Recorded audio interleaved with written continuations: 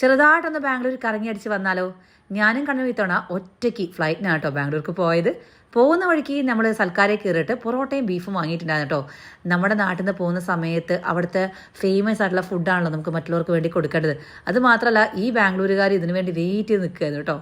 കണ്ണൻ്റെ first flight യാത്രയായിരുന്നു. അതുകൊണ്ട് തന്നെ എയർപോർട്ടിൽ കയറിയപ്പോൾ തൊട്ടേ അവൻ ഭയങ്കര എക്സൈറ്റഡ് ആണ് കേട്ടോ.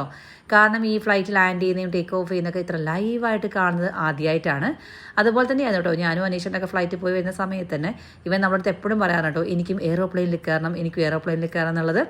അപ്പം അതുകൊണ്ടും കൂടിയാണ് ഞാൻ ഇപ്രാവശ്യം ഫ്ലൈറ്റ് ബുക്ക് ചെയ്തത്.